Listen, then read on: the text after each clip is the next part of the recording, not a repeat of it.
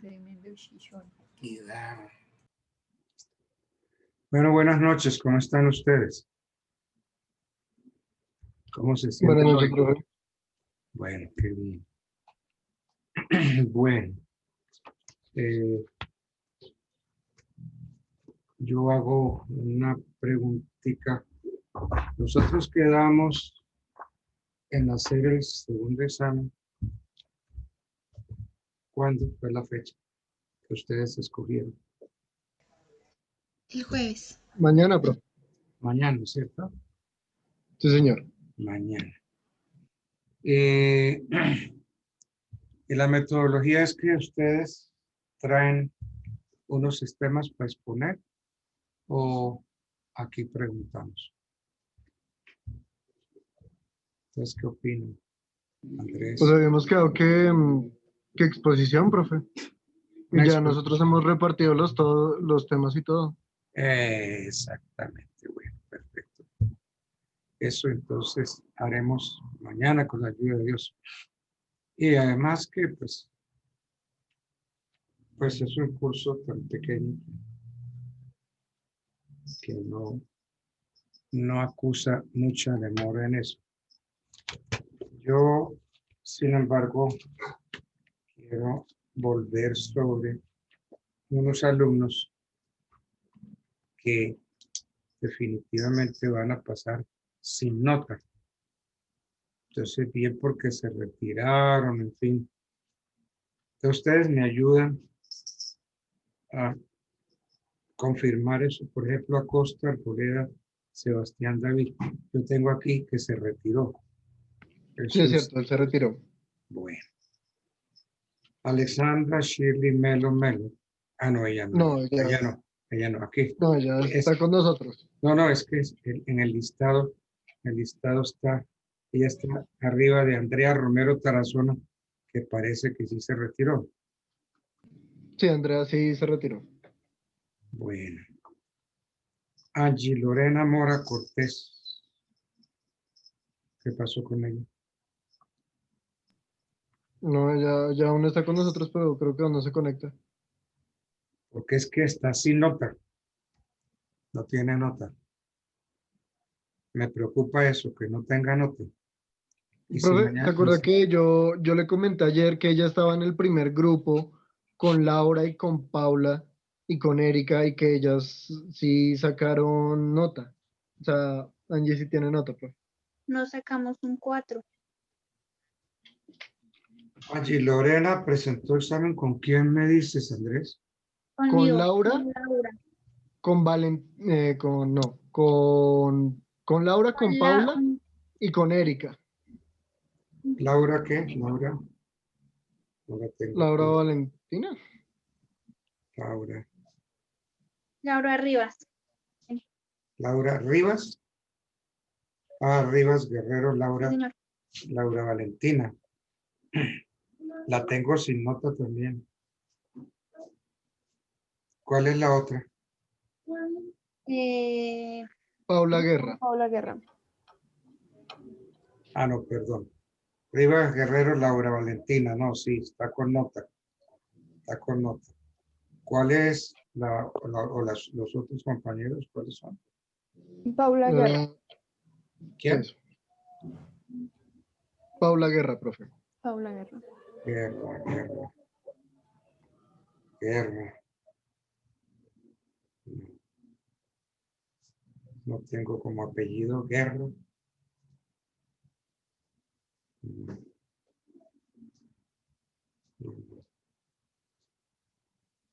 Paula Valentina Guerra Delgado. Sí, la tengo con nota. Entonces, Angie Lorena Mora Cortés presentó exámenes con estas dos niñas, ¿cierto? Eso es lo que ustedes me están Sí, diciendo. sí, señor. Junto con Erika. Entonces, yo le voy a poner la misma nota que tienen las otras dos compañeras. ¿De acuerdo? Entonces, pero es que Erika, yo la tengo sin nota. Entonces, ¿qué Erika también estaba con nosotras. Erika Yasmín Páez Martínez. No, es que me da la impresión de que no presentaron. O sea,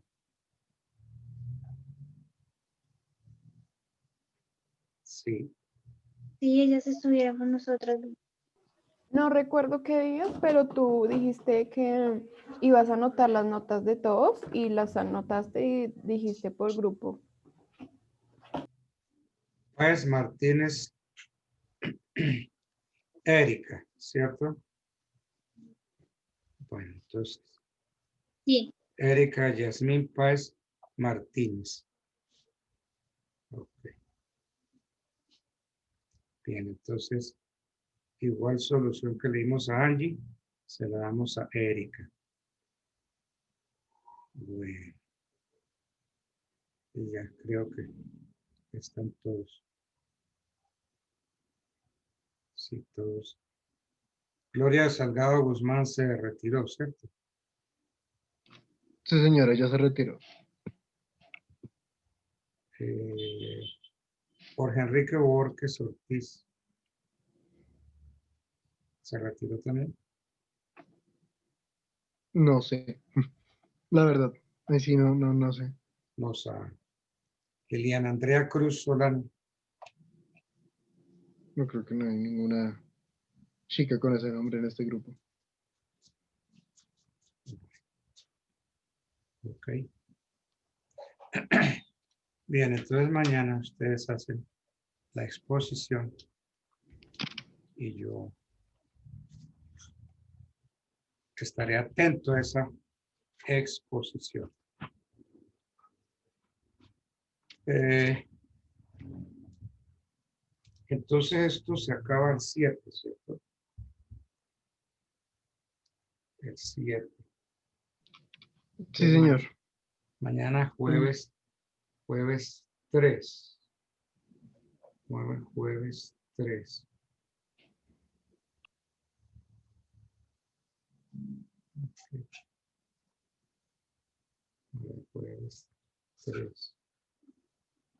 de diciembre, que es jueves. Pues querían viernes y lunes, 2 días nomás, o un día. El 7 se acaba ya el 8 es fiesta, el 9 ya no venimos, ¿no? Entonces nos quedan como mucho dos clasecitas.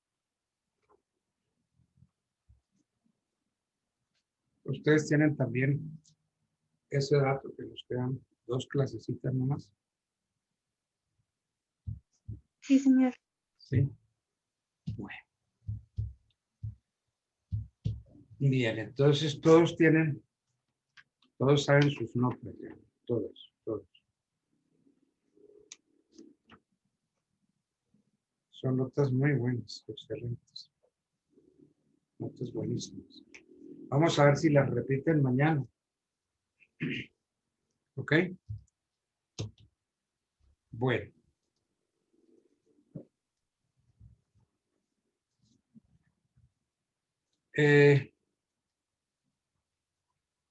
Habíamos alcanzado a ver la demanda.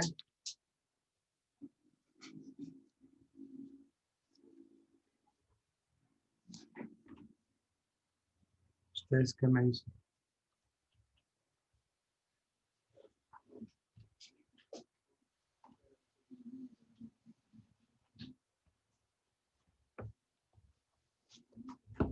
Tan callados, tan silenciosos hoy.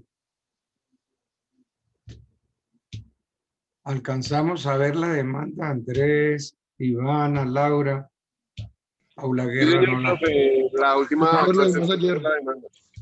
Lo vimos ayer. Estábamos empezando a verla ayer, ¿cierto? Creo que ayer terminamos, profe, con esa parte. Sí, bueno. Déjeme revisar.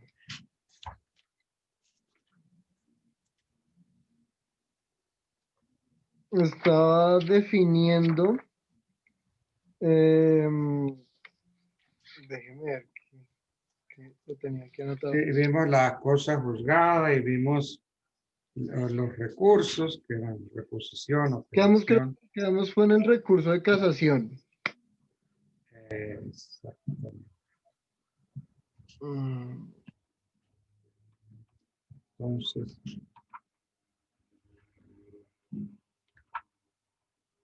bueno.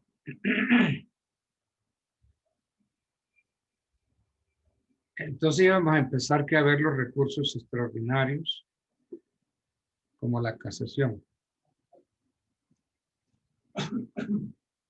La casación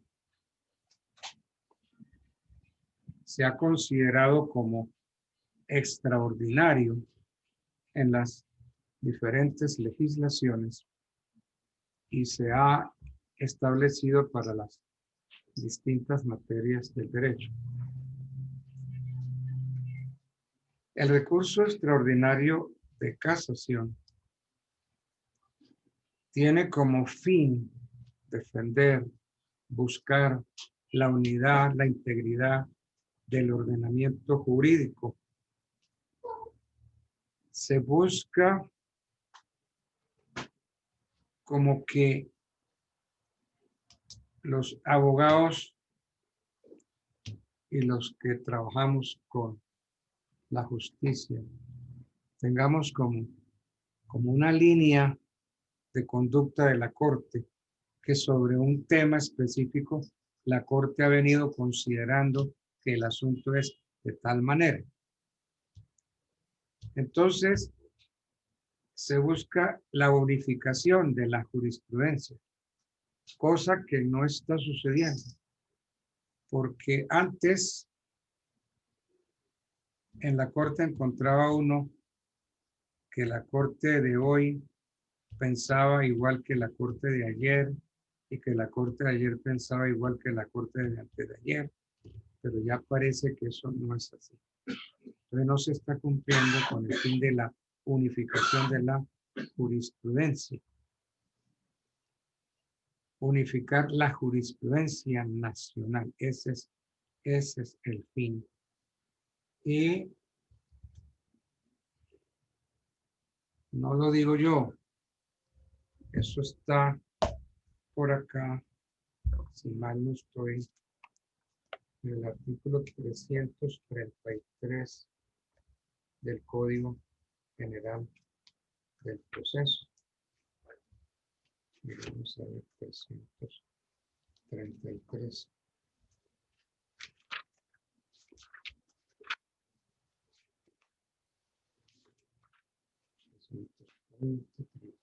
Dos, 33. Fines del recurso de casación. El recurso extraordinario de casación tiene como fin defender la unidad e integridad del ordenamiento jurídico, lograr la eficacia de los instrumentos internacionales suscritos por Colombia en el derecho interno, proteger los derechos constitucionales, controlar la legalidad de los fallos, unificar la jurisprudencia nacional, y reparar los agravios irrogados a las partes con ocasión de la providencia recurrida. Entonces, el Código General del Proceso expande notablemente la finalidad del recurso de casación. De acuerdo con ese artículo 333, merece destacarse la defensa de la unidad e integridad del ordenamiento jurídico, lo cual incluye la aplicación de lo que se ha venido denominando el bloque de constitucionalidad. El bloque de constitucionalidad comprende también los instrumentos internacionales incorporados al ordenamiento interno nuestro. Bueno.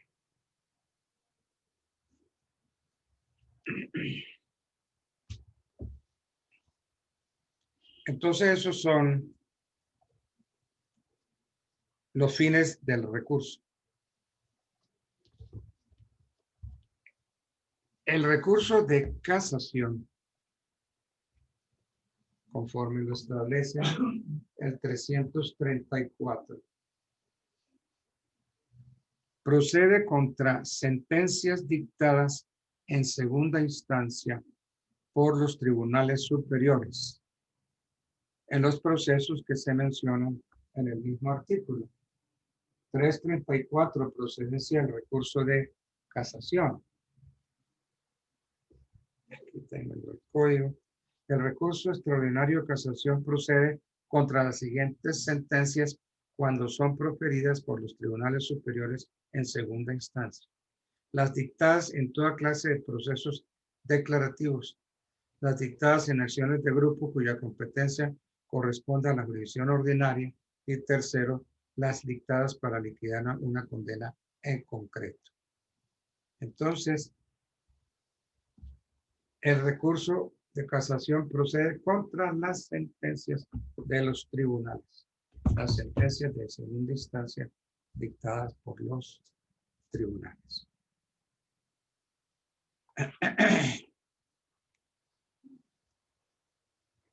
Entonces, las sentencias que menciona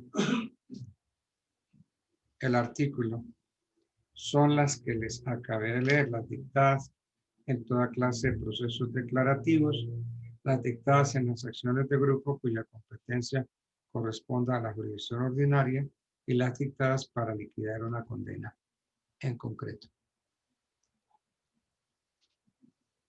Tratándose de asuntos relativos al estado civil de las personas, solo serán susceptibles de casación las sentencias sobre impugnación o reclamación de estado y la declaración de uniones maritales de hecho.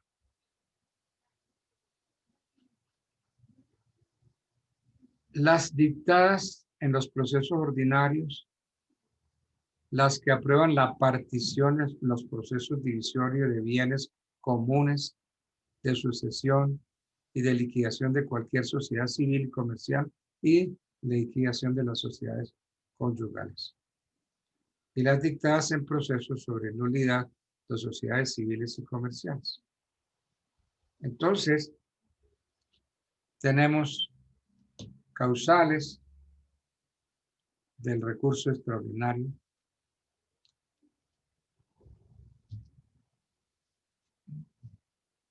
pues que están en el 336 del Código General Causales de Casación.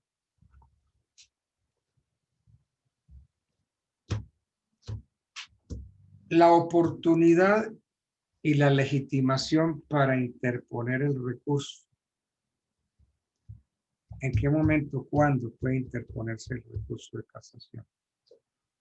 Entonces, ya sabemos que se interpone recurso contra las sentencias proferidas en segunda instancia, contra las sentencias de los tribunales superiores proferidos en segunda instancia.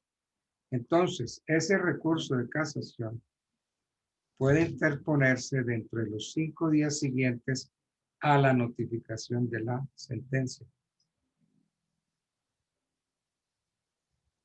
Sin embargo, si se ha pedido oportunamente la adición de la sentencia, corrección o aclaración, entonces el término de los 5 días se cuenta desde el día siguiente al de la notificación de la providencia respectiva.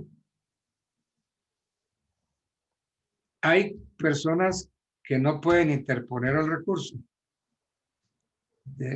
Dejamos claro que no podrá interponer el recurso quien no apeló de la sentencia de primer grado. Entonces, si no se apeló de la sentencia, no puede interponer el recurso. Entonces, queda claro que no podrá interponer el recurso quien no apeló de la sentencia de primer grado. Ahora, a veces uno se adhiere a la apelación que le hace la otra parte. Si yo soy demandante y la apelación la pide el demandado, pues yo también me puedo ir como montado en caballito. Entonces, me adhiero a la apelación que presenta la otra parte. Entonces, no podrá interponer el recurso quien no apeló y quien no adhirió a la apelación que hizo la otra parte. Entonces, no pueden interponer el recurso.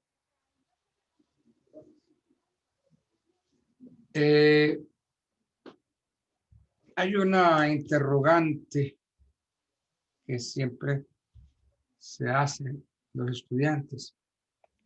La concesión de ese recurso de casación impide que la sentencia se cumpla. No.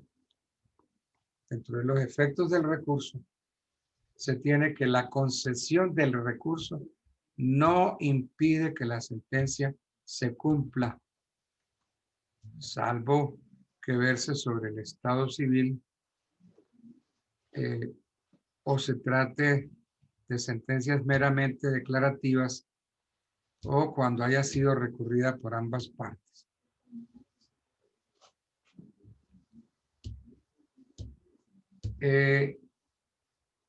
La admisión del recurso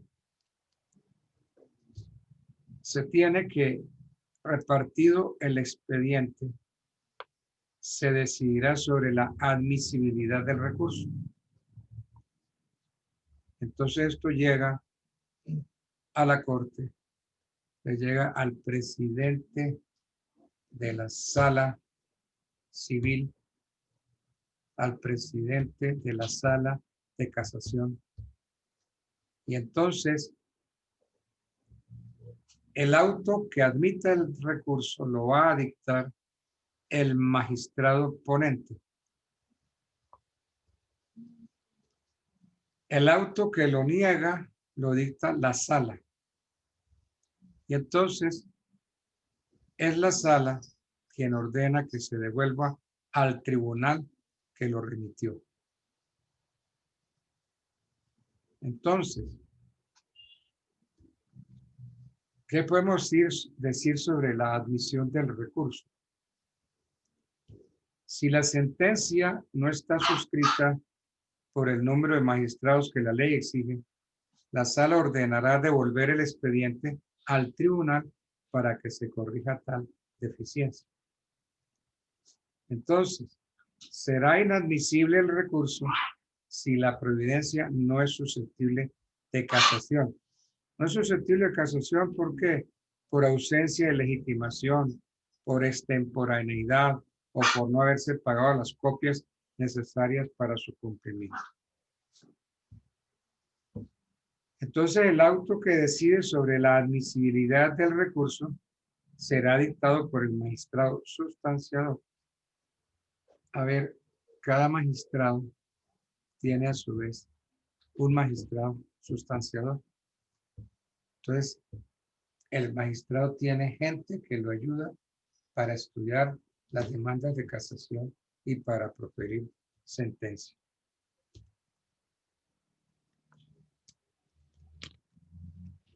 El recurso, ¿cómo se tramita? El recurso de casación comienza a partir de cuando este fue admitido por la Corte.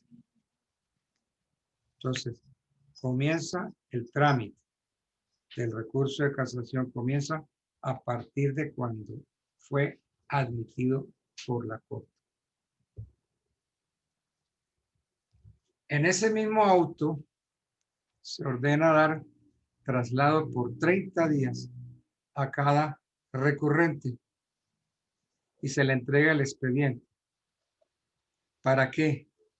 Para que dentro de ese término, los 30 días, formule su demanda de casación. Es decir, para que fundamente el recurso.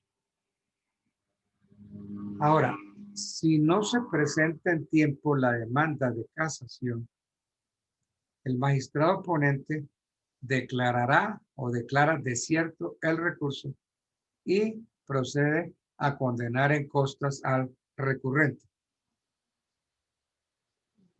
Entonces, y si son varios los recurrentes, solo se declarará desierto el recurso del que no presentó oportunamente la demanda. Presentada en tiempo la demanda, se examinará si reúne los requisitos formales sin llegar a calificar el mérito de los casos, de los cargos. Y en caso negativo, declara desierto el recurso y ordena devolver el expediente al tribunal de origen. Si los encuentra cumplidos, dará traslado por 15 días a cada opositor con entrega del expediente para que formule su respuesta. O puede hacerlo también, se lo puede hacer a todos simultáneamente cuando tengan un mismo apoderado.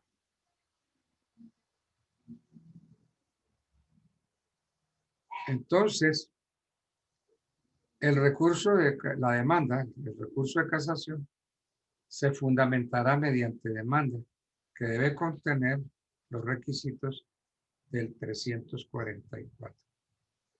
Entonces hay unos requisitos: la designación de las partes, la formulación por separado de los cargos contra la sentencia, una transcripción lo más exacta del asunto de la cuestión jurídica, en fin.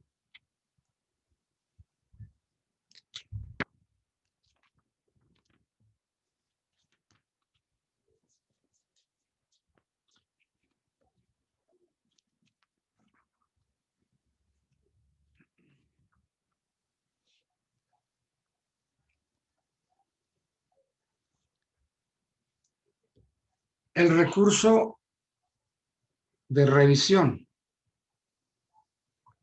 es otro recurso extraordinario. El recurso de revisión, con el recurso, se procura aniquilar los efectos de la cosa juzgada de una sentencia proferida injustamente y se reabre así un proceso ya fenecido a fin de eliminar de él si trascienden a pesar de la sentencia que lo determine. Base fundamental del orden jurídico y garantía de los derechos es la inmutabilidad de la sentencia ejecutoriada, que los legisladores han reconocido y aceptado mediante la consagración del principio de la cosa juzgada, que lo juzgado, juzgado está. No obstante, el recurso extraordinario de revisión procede contra las sentencias ejecutoriadas de la Corte Suprema, revisión contra las sentencias de la Corte, contra la sentencia de los tribunales superiores, contra la sentencia de los jueces de circuito municipales y de familia. Entonces, también hay causales, como las consagradas en el 355. Por ejemplo, que se encontró, después de haber sido pronunciada la sentencia, se encontraron documentos que habrían variado la decisión contenida en ella y que el recurrente no pudo aportarlos al proceso por fuerza mayor o caso fortuito. Haberse declarado falsos por la justicia penal documentos que fueron decisivos para el pronunciamiento de la sentencia recurrida. Haberse basado la sentencia en declaraciones de personas que fueron condenadas por falso testimonio. Haberse fundado la sentencia en dictamen de perito que fue condenado por falso testimonio. O por ilícitos cometidos en la producción de la prueba. Haberse dictado sentencia penal que declare que hubo violencia o cohecho en el pronunciamiento de la sentencia recurrida. En fin, todas esas son causales para interponer el recurso extraordinario de revisión.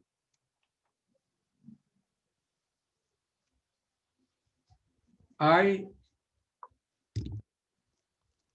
una figura que se parece, que son las causales de nulidad. Y entonces se dice que el proceso es nulo en todo en parte en algunos casos. Unos 8 casos más o menos. Bien, entonces la casación lo que busca pues es unificar la jurisprudencia.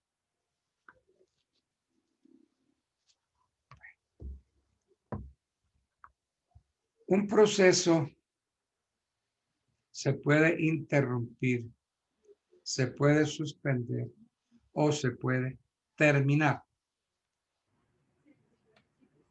Entonces, para la interrupción hay causales, porque hay un acontecimiento que escapa a la voluntad de las partes y al deber del juez. Entonces, hay causales de interrupción. Por ejemplo, por muerte, enfermedad grave o privación de la libertad de la parte que no haya estado actuando por conducto de apoderado judicial, representante o curador ad litem, por muerte. Por segunda causal, por muerte, enfermedad grave, privación de la libertad del apoderado judicial de alguna de las partes o por inhabilidad, exclusión o suspensión en el ejercicio de la profesión de abogado. Otra causal, por muerte, enfermedad grave o privación de la libertad del representante o curador ad litem que esté actuando en el proceso y que carezca de apoderado judicial. Estas son causales de interrupción. El proceso también se suspende. También hay causales. Y hay unas formas para terminar el proceso. Y esas formas se dice formas anormales de terminación del proceso. Normalmente el proceso debe finalizar, debe concluir con la sentencia que pone fin a la instancia, pero puede ocurrir que por circunstancias que la ley permite, el proceso no llegue hasta la sentencia y se termine anormalmente. ¿Cuáles son esas formas de terminación anormal del proceso? 3 formas: la transacción, el desistimiento y la perención. Entonces, si entre las partes hubo transacción, la transacción es un contrato en el cual las partes terminan extrajudicialmente un litigio. Entonces, si llegan a transigir, entonces por transacción termina el proceso. Señor juez, le presentamos esta transacción que se hizo en un centro de conciliación. Por consiguiente, hemos terminado extrajudicialmente el litigio. Sírvase, señor juez, dar por terminado el proceso.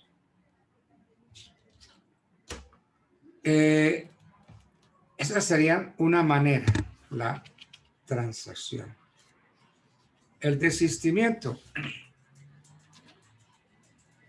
El desistimiento generalmente es de la demanda. El desistimiento puede ser de la demanda y también de otros actos procesales, pero más que todo es desistimiento de la demanda. Entonces, el demandante podrá desistir de la demanda mientras no se haya producido sentencia. Puede desistir. Puede desistir de las pretensiones, de lo que yo quiero. Implica el desistimiento, es una renuncia que yo hago de mis pretensiones contenidas en la demanda. Entonces, Si el juez acepta, entonces profiere un auto mediante el cual acepta el desistimiento. Tiene que referirse a la totalidad de las pretensiones. De modo que si el juez acepta el desistimiento entonces pone fin al proceso. Pero eso se dice que en forma anormal. Hay otra forma de acabar un proceso y es mediante la conciliación.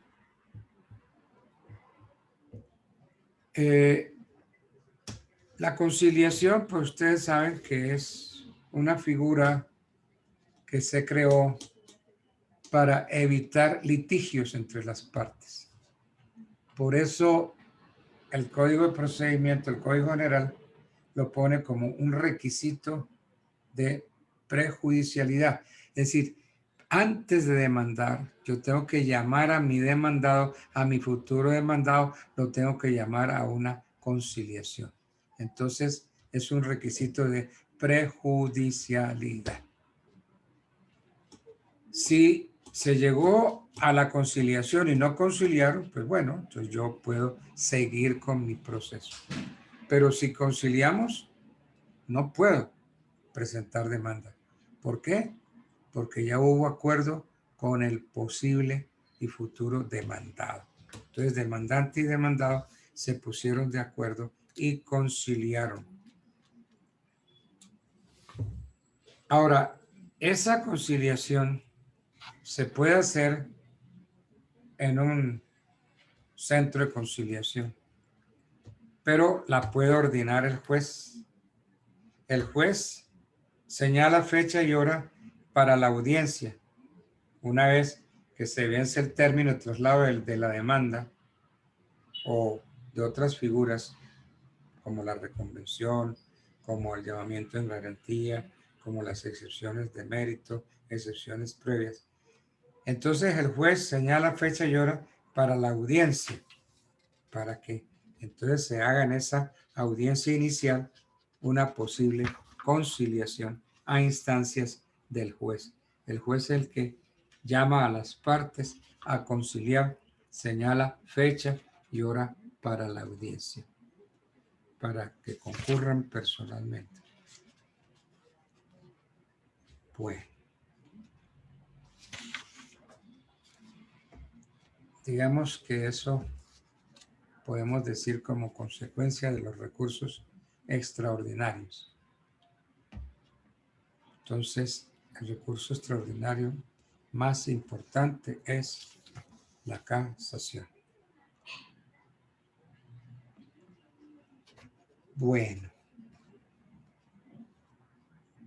¿qué otros temas interesantes? Lo que pasa es que, pues ustedes dentro de la profesión ven algunas otras cosas del derecho, mientras que todas estas están en el Código General del Proceso. Ustedes no lo estudian. Ustedes no lo ven, ¿cierto? El Código General. Pregunto.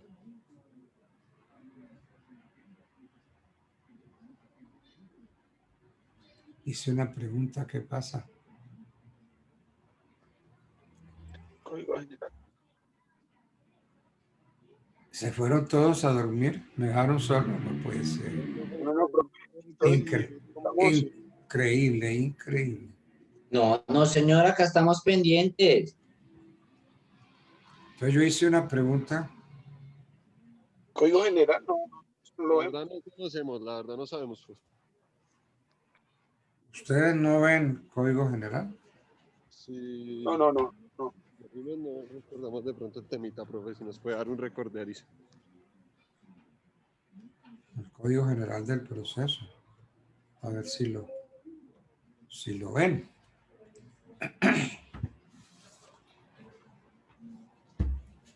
Bueno, yo puedo hablar algunas cosas del Código General del Proceso, pues que de pronto les puede servir para la profesión de ustedes.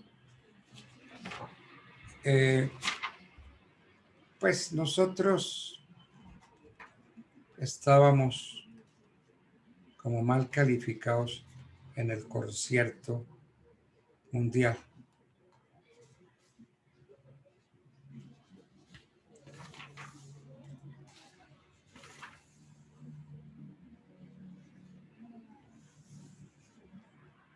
La expedición del nuevo código de procedimiento provocó dos tipos de reacciones de inconformidad.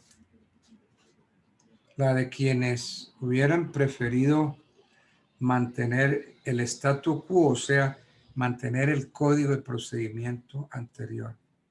Y reniegan de los cambios que implica el nuevo régimen. Y la de otros que quisieran una alteración total del sistema y protestan por la conservación de cualquier expresión de la legislación anterior. Entonces, en medio de esos dos extremos, se situó el legislador. El legislador llevaba a sus hombros la responsabilidad de atender las necesidades colectivas y ofrecer soluciones que contribuyeran a satisfacerlas sin desconectarse de la realidad social. Entonces, las modificaciones que buscó el legislador apuntan todas a corregir las deficiencias que obstruyen o dificultan el buen desempeño de la justicia. Entonces, para eso se expidió la Ley 1564 de 12 de julio del 2012.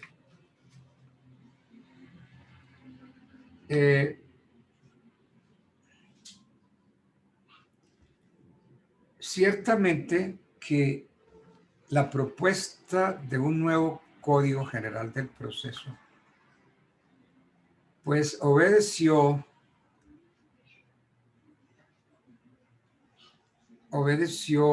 a un informe divulgado por el Banco Mundial, un informe que se tituló Doing Business 2011, Haciendo Negocios 2011. Ese fue un informe del Banco Mundial. Ese banco hizo una medición objetiva de todos los países, especialmente, por ejemplo, en cumplimiento de contratos. Entonces tomó 183 países y nos midió el aceite.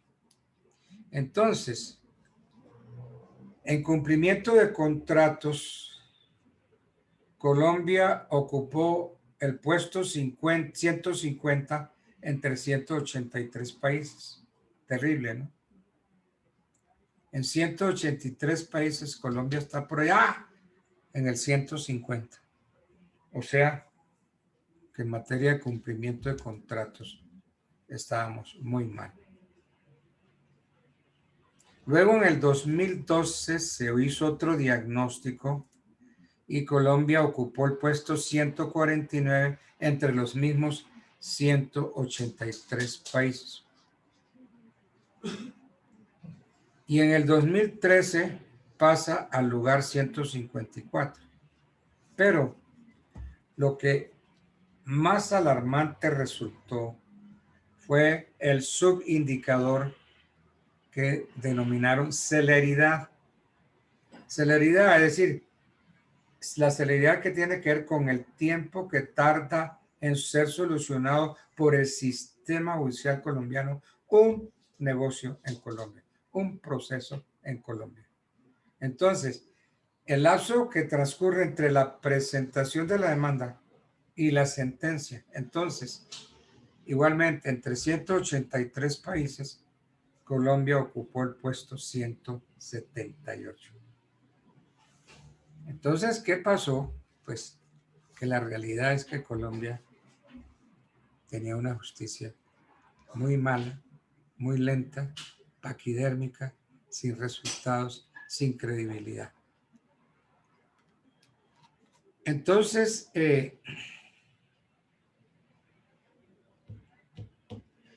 por resolución 023 del 17 de enero del 2012, se consiguió formar una comisión para plantearle al Congreso un nuevo Código General del Proceso. Esa comisión fue integrada por unos eminentes juristas colombianos, todos ellos sin excepción. Por ejemplo, Juan Carlos Esguerra, que fue Esguerra Portocarrero, que fue ministro. Pablo Felipe Robledo, Jairo Parra Quijano, que fue, digamos, el gestor, quien lideró la comisión para generar un nuevo Código General del Proceso. Fue el Instituto Colombiano de Derecho Procesal, a la cabeza de Jairo Parra, quien presentó al gobierno un nuevo proyecto de Código General. Y así muchos ilustres juristas, entre ellos Miguel Enrique Rojas, que tiene su Código General del Proceso comentado, Henry Sanabria, Jorge Forero Silva, Ulises Canosa, Hernán Fabio López Blanco, Ramiro Bejarano Guzmán, etcétera, etcétera. Entonces, se buscó crear un nuevo código que adoptara un procedimiento oral en el cual predominara la inmediación y la concentración en el proceso por audiencias. También se habló de que había necesidad de precisar el tiempo de duración de los procesos, porque es que no es justo que un proceso ejecutivo tarde 10 años o que una sucesión tarde 40 o 50 años. Entonces se habló de el debido proceso de duración razonable. Entonces se establece en el código un plazo de duración de 1 año para la primera instancia y de 6 meses para la segunda instancia. Se establecieron unas medidas cautelares que se llamaron medidas cautelares innominadas para los procesos declarativos. Se estableció un nuevo proceso llamado monitorio. Este proceso puede ser iniciado sin intervención de abogado y tiene un trámite fácil, un trámite que permite constituir el título ejecutivo. Incorpora las tecnologías de la información y las comunicaciones en la gestión de los procesos. Por ejemplo, permite la presentación de demandas por medios electrónicos, la presentación de memoriales, el registro de las actuaciones, la realización de las notificaciones y traslados, la forma de llevar los expedientes y la celebración de audiencias y diligencias, entre otros. Todo eso lo reglamenta el Código General del Proceso. Refuerza este código la posibilidad de practicar pruebas extraprocesales para que el juez se concentre en las tareas más delicadas, más complejas del proceso. En fin, estableció dentro del proceso algo que se llama control de legalidad. Ese control se lleva a cabo al cabo de cierto tiempo y ciertas etapas en el proceso. Es el mismo juez quien oficiosamente hace el control al proceso con la idea de subsanarlo, de subsanar cualquier error, cualquier equivocación que tenga el proceso. estableció lo que se llama la carga dinámica de la prueba, que la prueba tiene que aportarla, téngala quien la tenga, porque en una época quien aportaba las pruebas era el demandante. Y si el demandado tenía la prueba, no pasaba nada. Ahora sí, si el demandado tiene la prueba, el juez lo obliga a presentar la prueba que esté en poder del demandado. Se le asignó un mismo valor probatorio para las copias y los originales. Y la simplificación y modernización de los procedimientos para la práctica de las pruebas. De modo que hoy una copia, los documentos se pueden presentar hoy en copias y tiene el mismo valor probatorio que los originales. En fin, este código regula la actividad procesal en los asuntos civiles, comerciales, de familia y agrarios.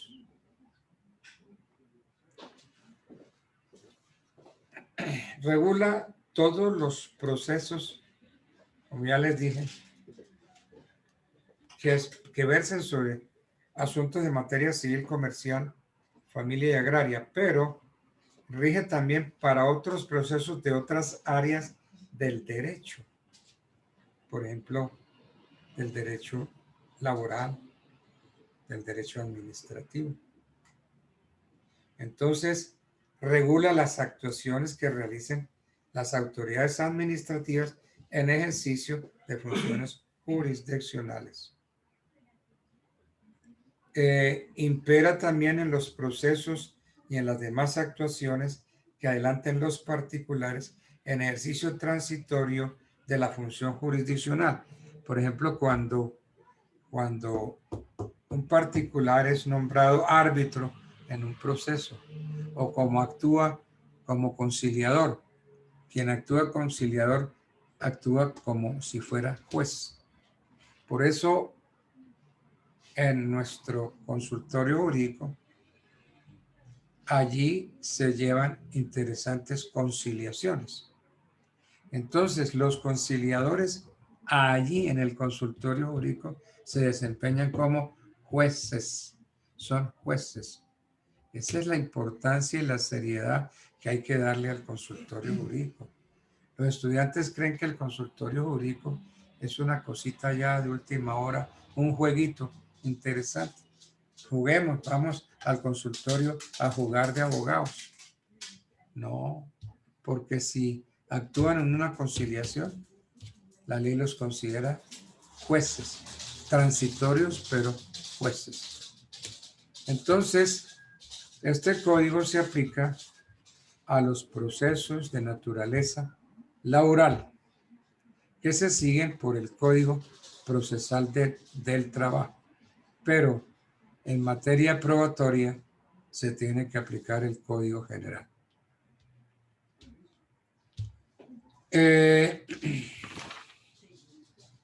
También se habla de que el proceso nuestro, el proceso civil, el proceso penal, debe ser oral y por audiencias.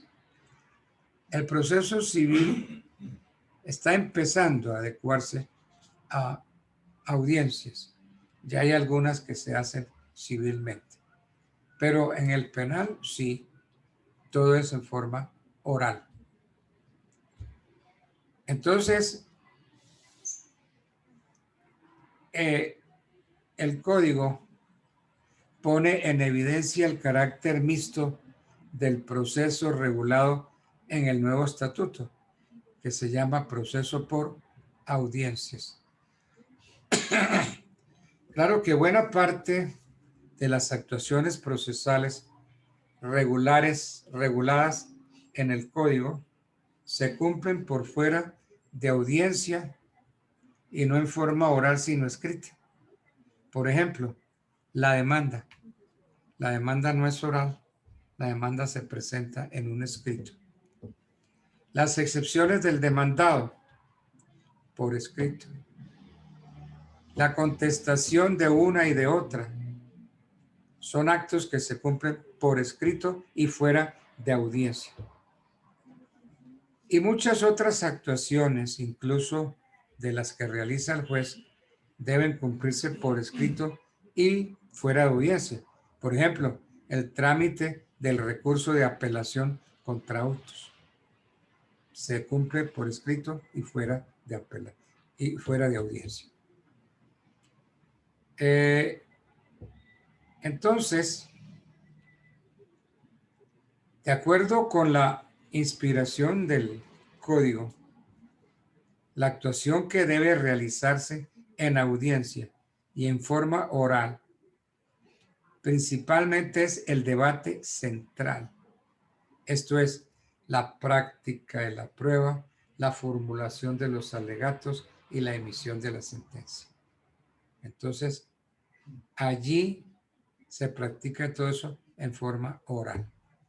De resto es escrito.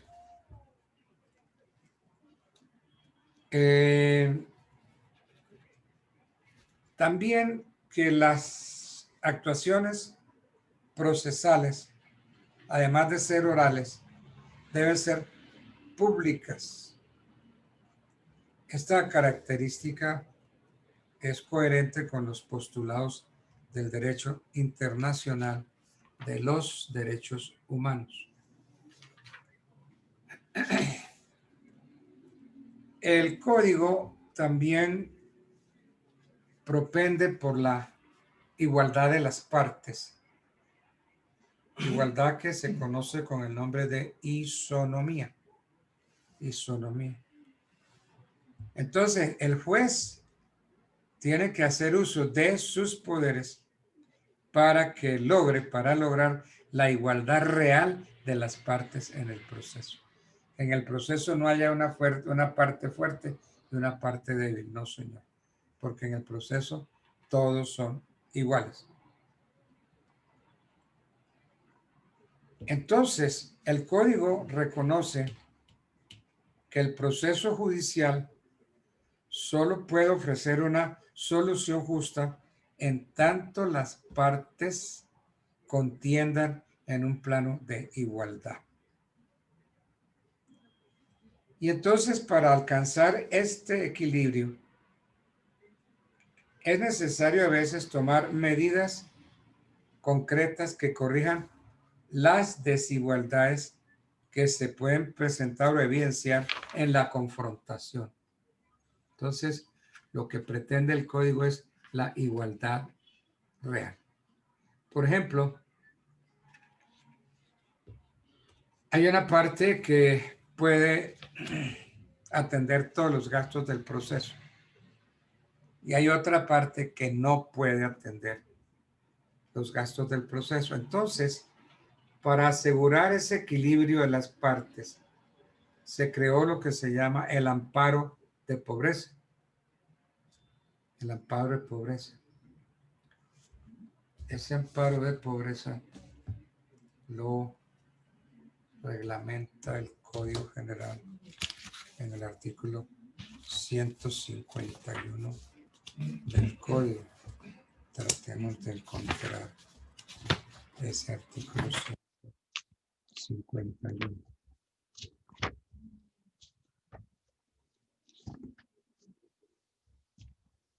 Amparo de pobreza, 151. Se concederá el amparo de pobreza a la persona que no se halla en capacidad de atender los gastos del proceso sin menoscabo de lo necesario para su propia subsistencia y la de las personas a quienes por ley debe alimentos, salvo cuando pretenda hacer valer un derecho litigioso a título oneroso. Entonces, se concede amparo de pobreza a la persona que no tenga capacidad de atender los gastos del proceso. Esa es otra de las conquistas del Código General del proceso.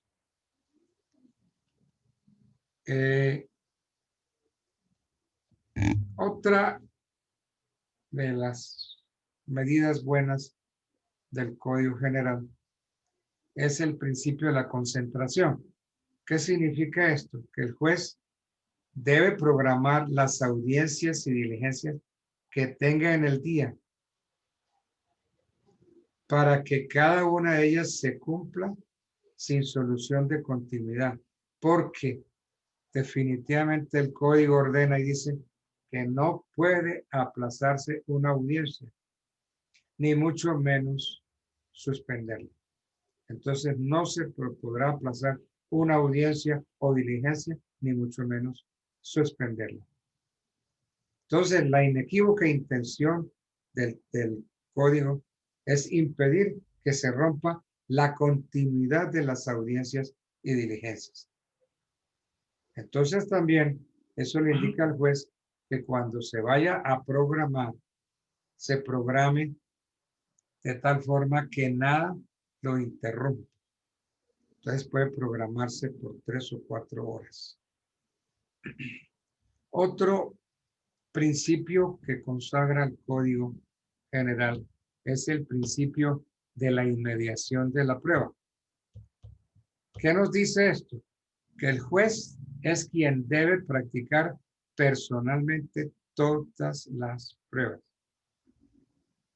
Porque es que indudablemente que el acercamiento entre el juez y las partes mejora la percepción social del proceso, lo muestra más democrático y entonces facilita el conocimiento al juez del proceso, porque si él debe practicar todas las pruebas, entonces se va formando una idea del proceso. Y entonces así va entendiendo mejor el proceso en la medida en que vaya despachando las pruebas.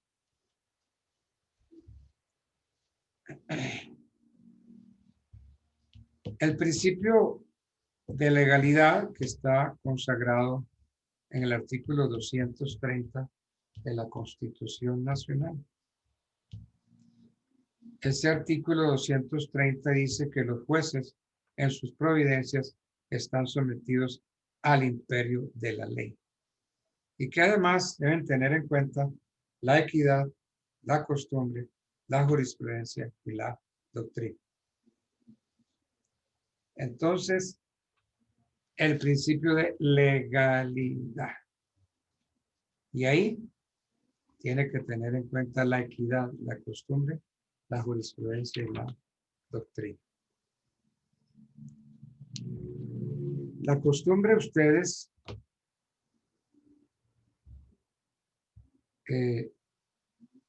no sé si la vean en alguna materia que dicten allá en la carrera de ustedes.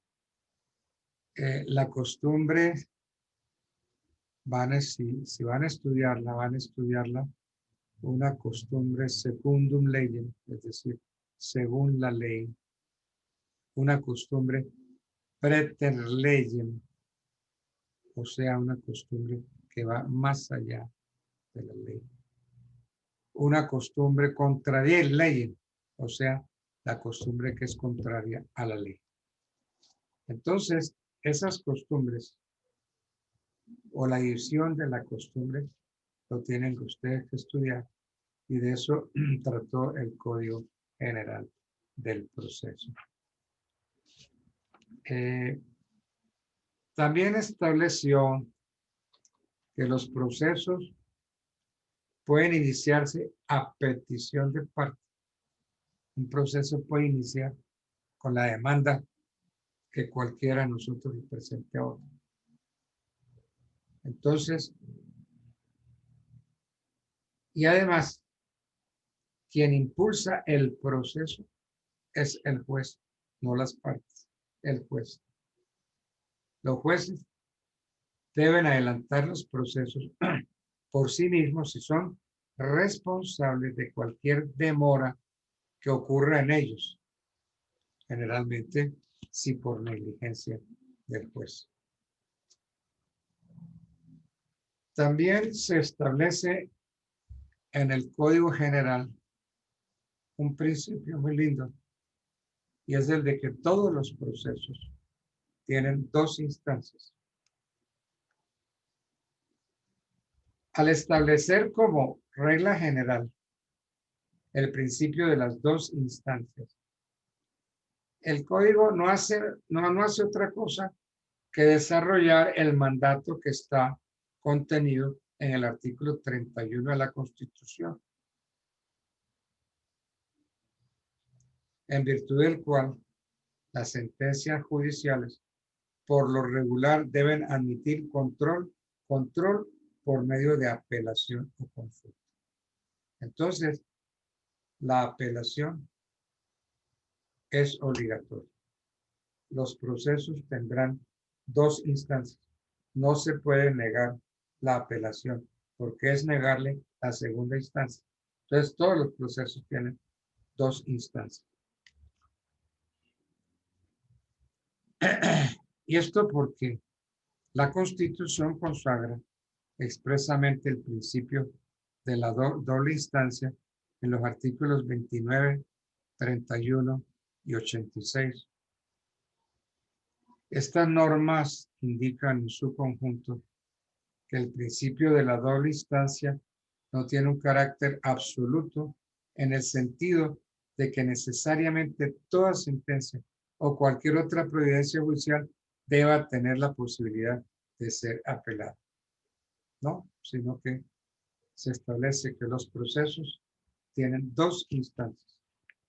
Eso lo deja muy clarito el Código General.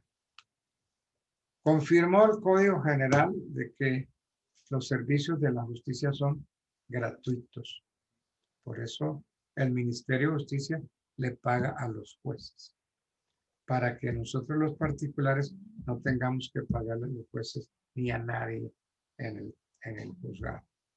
Entonces, el servicio de justicia que presta el Estado es gratuito. Gratuito. Ningún juez puede cobrar. Mire, por este proceso le cobramos tanto. No.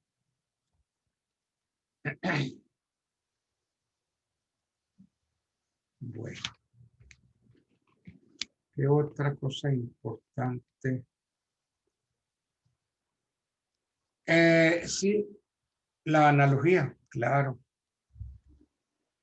Estableció el Código General del Proceso que cualquier vacío en las disposiciones del código se debe llenar con las normas que regulen casos análogos.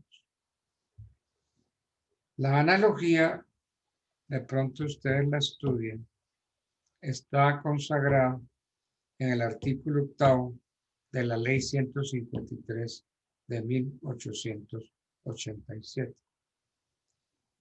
¿Qué establece ese artículo 8 de la Ley 153 del 87? Ese artículo 8 dice que se aplicarán leyes que regulen casos semejantes y en su defecto la doctrina constitucional y las reglas generales del derecho. Entonces, cualquier vacío que se encuentre en el código debe llenarse por medio de la analogía. ¿Qué es eso? Buscar casos análogos, casos parecidos o idénticos y ver cómo se resolvió por allá para resolver el nuestro. Bueno, eso es los vacíos. Vacíos y deficiencias del código que se llenan con las normas que regulen casos análogos. También estableció el Código General del Proceso que las normas procesales son de orden público.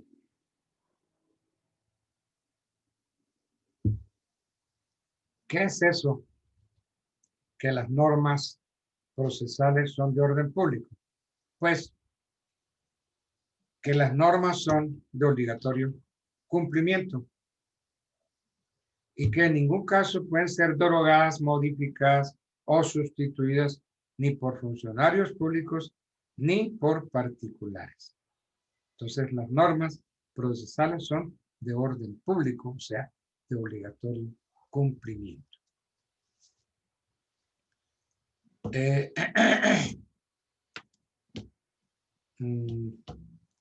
También un principio muy interesante que no existía, el llamado debido proceso. El debido proceso, dice el Código General, se aplicará a todas las actuaciones previstas en este código y es nula de pleno derecho la prueba obtenida con violación del debido proceso. Eso está consagrado en el artículo 14 del Código General. Este artículo 14 reitera dos aspectos importantes contemplados en la Constitución Nacional, en el artículo 29 de la Constitución. ¿Cuáles son esos dos aspectos? Primero, la precisión del alcance del debido proceso respecto de todas las actuaciones jurisdiccionales, sin importar que sean cumplidas por autoridades judiciales o por autoridades administrativas. Segundo aspecto, la cláusula de exclusión en virtud de la cual se prohíbe apreciar en el proceso las pruebas que hayan sido conseguidas mediante infracción del debido proceso, es decir, las conseguidas por medio de actividades procesales o extraprocesales que lesionen los derechos fundamentales. Y en el debido proceso se consultan instrumentos de otras legislaciones, se consultan otros códigos, se aplican al nuestro y todo eso se llama bloque de constitucionalidad.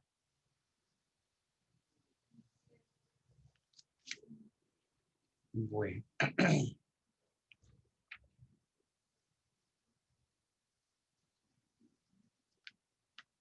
¿Qué otra cosa importante precisó el Código General?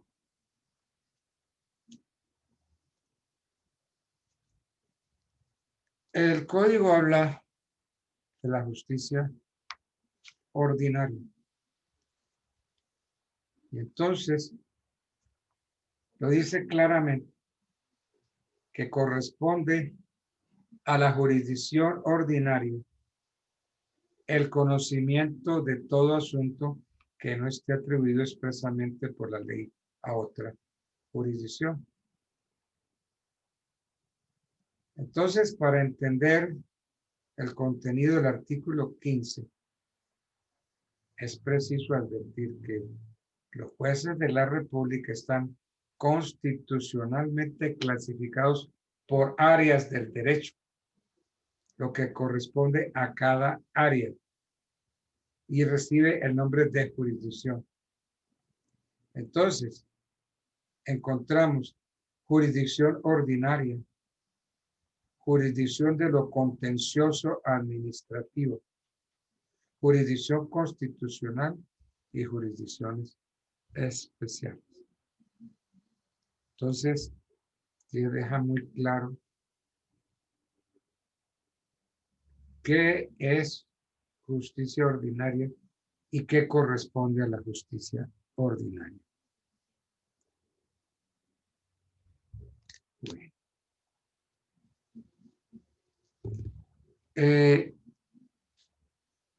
En el espacio de lo que la Constitución llama jurisdicción ordinaria, en ese espacio se ubican diversas especialidades como penal, civil, laboral, familia, infancia, agraria. Eso hace parte de la jurisdicción ordinaria.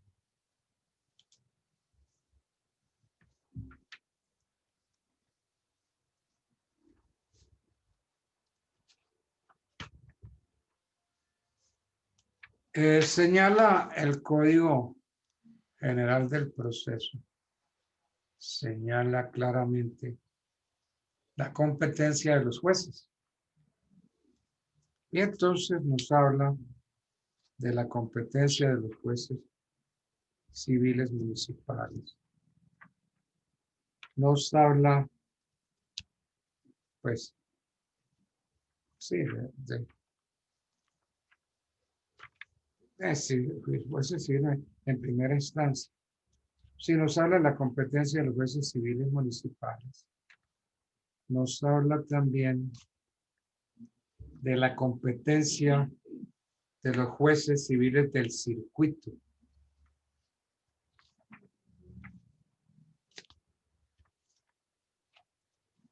Nos habla de la competencia de los jueces de familia.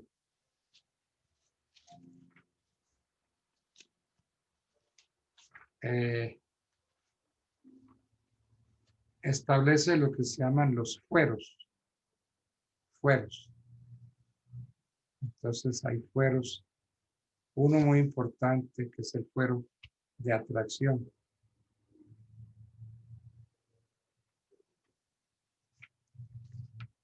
El fuero de atracción se refiere a la sucesión. Cuando la sucesión que se está tramitando sea de mayor cuantía, el juez que conozca de ella será competente para conocer de todos los juicios que versen sobre la nulidad y validez del testamento. Eso es el fuero de atracción.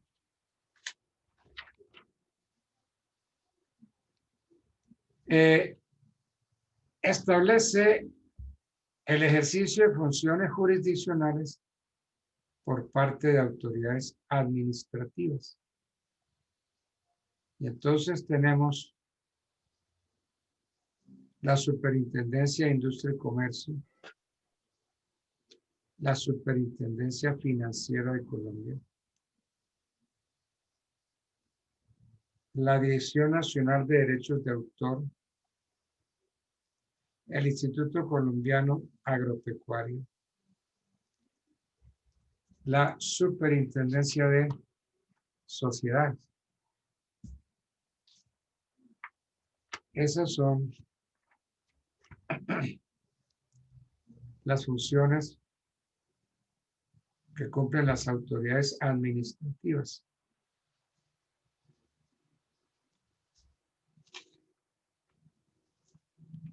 Entonces uno, según el negocio, ya sabe a dónde acudir. Por ejemplo,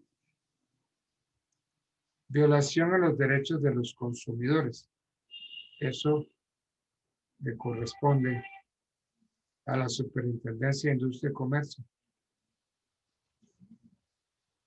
La Superintendencia Financiera, por ejemplo, conoce de las controversias que surjan entre los consumidores financieros y las entidades vigiladas. ¿Quién más cumple funciones jurisdiccionales? Por ejemplo, aparte pues, de la Superintendencia de Industria y Comercio, de la Superintendencia Financiera, la Dirección Nacional de Derechos de Autor, el Instituto Colombiano Agropecuario, la Superintendencia de Sociedades, etc.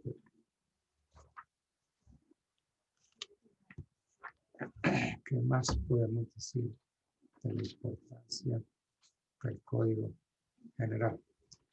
Este código señala las cuantías para presentar una demanda, para acudir a la jurisdicción del Estado. Entonces, la competencia se determina por la cuantía. Entonces decimos que hay procesos de mayor, de menor y de mínima cuantía. Son de mínima cuantía cuando las pretensiones patrimoniales no excedan el equivalente a 40 salarios mínimos legales mensuales vigentes. Son de menor cuantía cuando versan sobre pretensiones patrimoniales que excedan el equivalente a 40 salarios mínimos legales mensuales vigentes.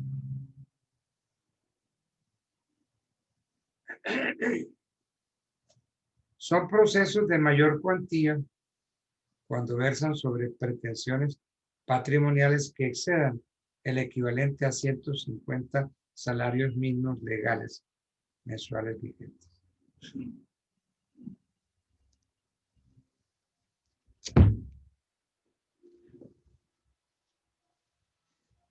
Entonces, las cuantías son de mínima, menor o mayor cuantía. La mínima va de 0 a 40 millones.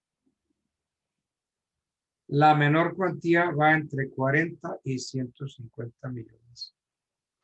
La de mayor cuantía está entre 150 millones de pesos o más. Entonces, mínima cuantía, menor, mayor cuantía. Mínima 0, 40. Menor 40, 150. Y mayor 150 o más.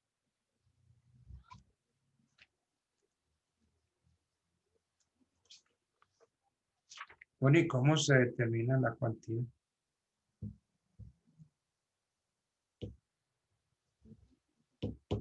La cuantía se puede determinar así, por el valor de todas las pretensiones al tiempo de la demanda. Entonces, ¿cuánto valen las pretensiones o todas las pretensiones al tiempo de la demanda? Yo tengo, según mis datos, 2 milloncitos. Pero si se pone a escudriñar todo el proceso, pues hay demandas y hay pretensiones. Y entonces,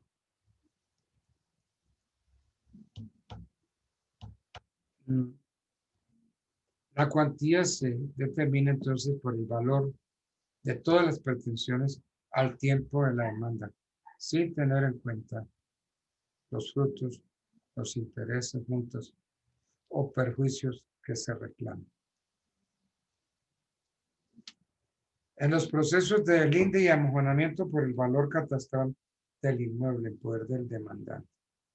En los procesos de pertenencia, los de saneamiento de la titulación y los demás que versen sobre el dominio o la posición de bienes por el avalúo catastral de estos. Entonces,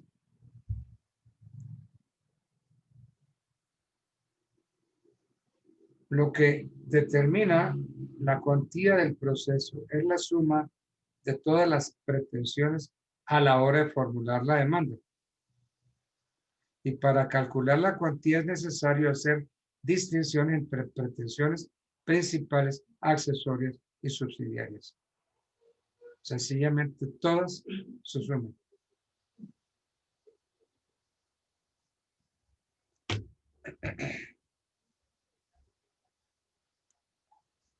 Bueno. ¿Qué otras cosas interesantes? Es que todo el código.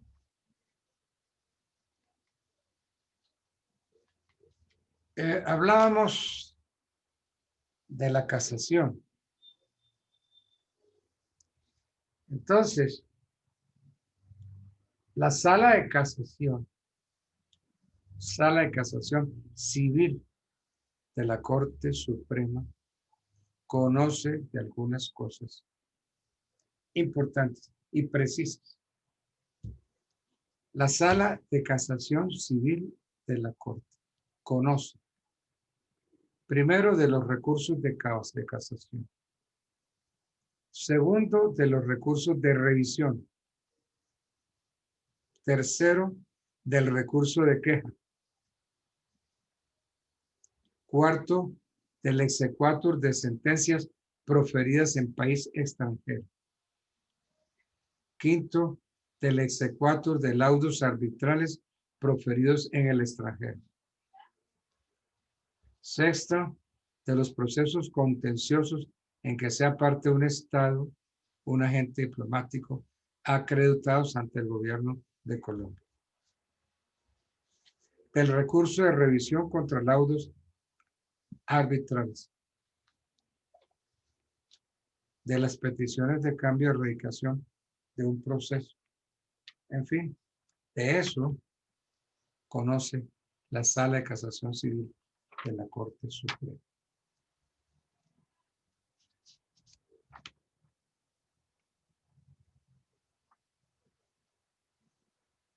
Bueno. Son las 8:30. ¿Qué? Oh, 9:30. 9:30. Este código nos habla también de la competencia de las salas civiles de los tribunales superiores. Nos habla de la competencia de las salas de familia de los tribunales superiores. Nos habla de la competencia de los jueces civiles del circuito. Nos habla de la competencia de los jueces de familia. Y así van a estar la competencia de todos los juzgados. Reglamenta lo que se llama comisión.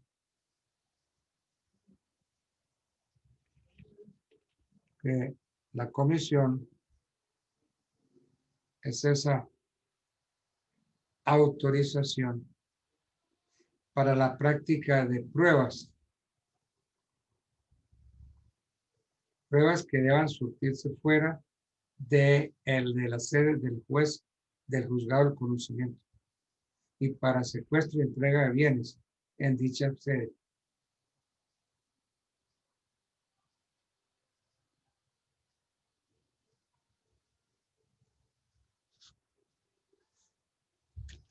En fin.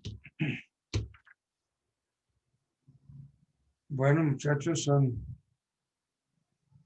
las 9:30. Yo no sé si hay gente que tenga que salir a tomar Transmilenio porque no pueden escuchar la clase en su casa, en otros sitios. Tienen que transportarse. Entonces, Sí, señor. damos por terminada la clase de hoy. Mañana jueves será otro día. Entre tanto, que pasen ustedes una feliz noche. Gracias, Gracias, profe. profe. Buenas noches. Lo mismo, buenas noches.